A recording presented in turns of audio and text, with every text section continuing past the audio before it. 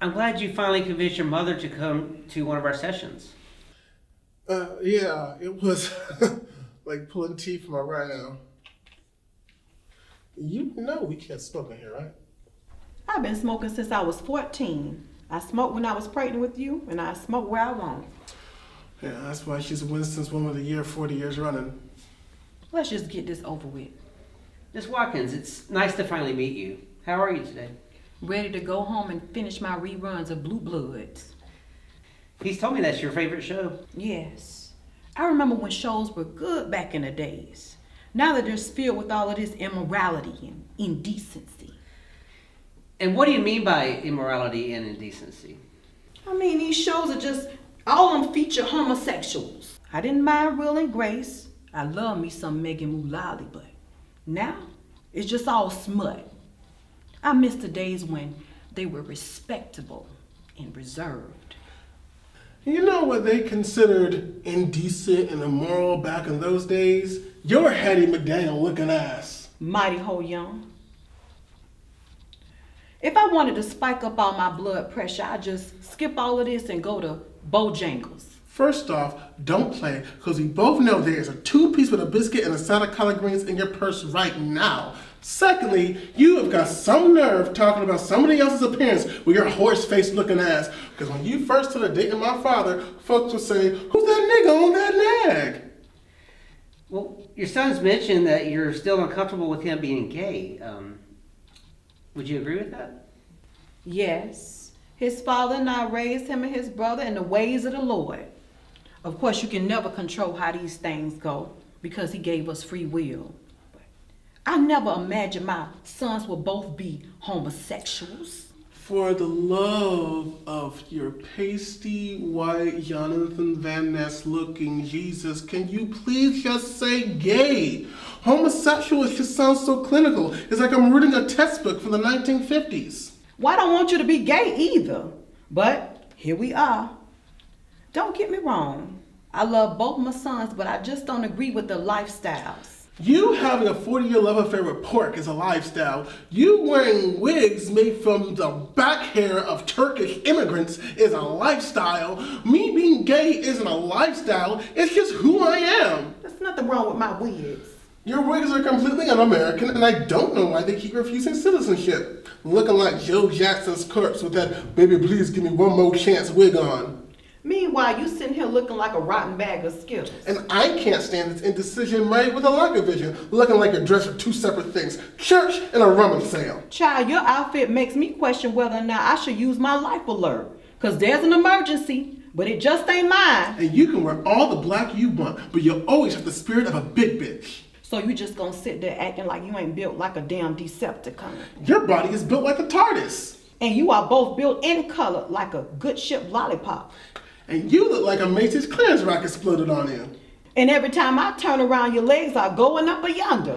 Where are you getting this idea that I'm a whore? Just because I entertain men from time to time doesn't mean... You have entertained more gay men than Cher's goodbye tour. Your immune system has taken more hits than Joe Frazier, Muhammad Ali, and Rihanna. Your white blood cells are on the battlefield fighting for the Lord. But he said the battle ain't his. Loretta DeSwine. If we're going to talk about anyone else's health, I suggest you get back to me when your sweat is a pork chop scented, okay?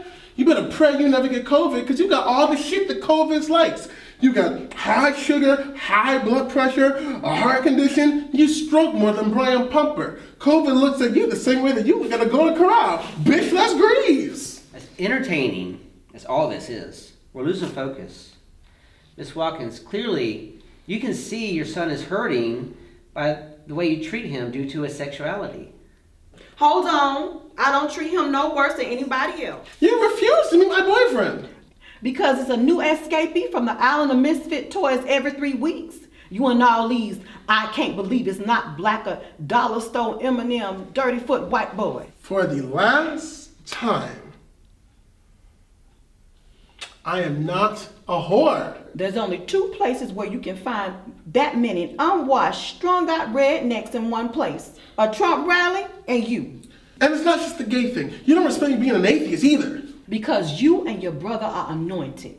You in particular were called by God to preach. I didn't raise y'all to lose you to the devil. You don't know why I'm an atheist? Because for 18 years, I had to deal with your abusive husband, your lack of emotional investment until I could start earning a paycheck, and having zero friends because you wouldn't let me do anything that was worldly. So I turned to your God because that's what I'm supposed to do, right? He's the only person that I had. But you know what happened every time I turned to him? I heard nothing. I felt nothing. I got nothing. But I can't tell anyone that, or I'd be rejected from the only community I had. So there I was, forced to live under your oppressive religion without even doing it for the comfort of someone that I could even feel. Oh, please. You're just being dramatic. You just want to rebel from how you've been taught.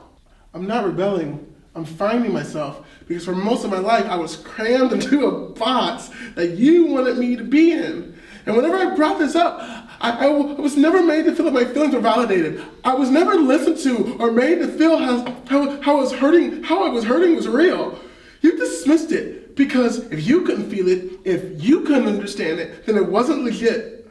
Which is funny because that's exactly how I feel about your shitty, regressive, backwards religion handed down to you from slave masters. Well, I don't care how I got him. I'm just glad I got my Jesus. You love him more than you love me. That's not true. You hate me because I'm gay. And it's because of him. Lie however you want, but you'll never love me as much as you would a stray son. And it's because of him that I will forever fucking hate that goddamn religion for robbing me of a relationship that I could have with my parents because they would rather believe his falsehoods than me living in my truth. So now I'm a horrible mother? Yeah. Yes, you are. What? You are a horrible mother. You are selfish, oblivious to anyone else's feelings, close-minded, and refuse to consider another perspective unless it confronts what you already believe. This is why I moved far away from you.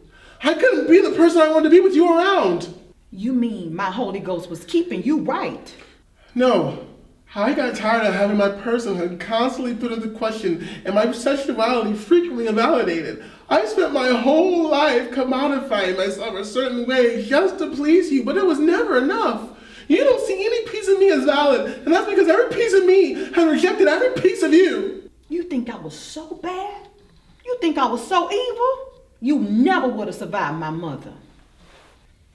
That's the invalidation he's talking about. Using your own lived experience to dismiss his pain as not equal to yours? That's harmful. This is not a foot race. We are all harmed in different ways. I'm serious. These kids these days can't handle a damn thing. My parents were rough on me. My mother would beat my ass like I had just hopped off the Amistad. You had to be rough to a black child in the 60s so they'd survive. Heck, you gotta be rough to a black child now so they survive. You can't coddle someone the world sees as public enemy number one from birth. So excuse me for not being all touchy-feely like a white mother.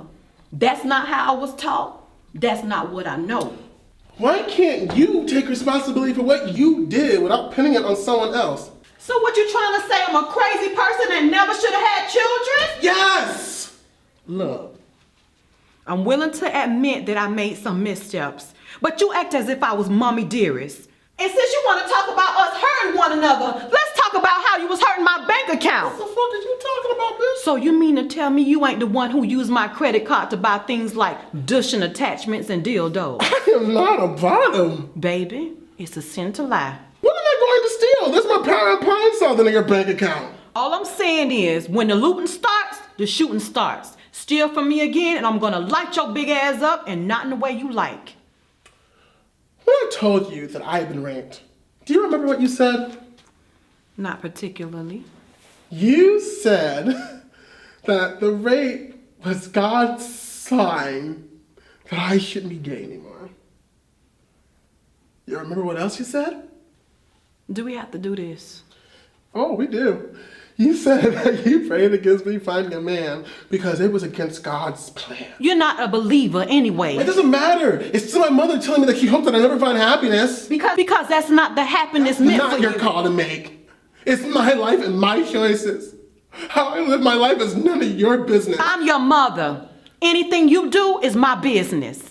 It appears as if you see your son as simply an extension of yourself. Of course I do. I gave up being a size 12 for this ungrateful Negro.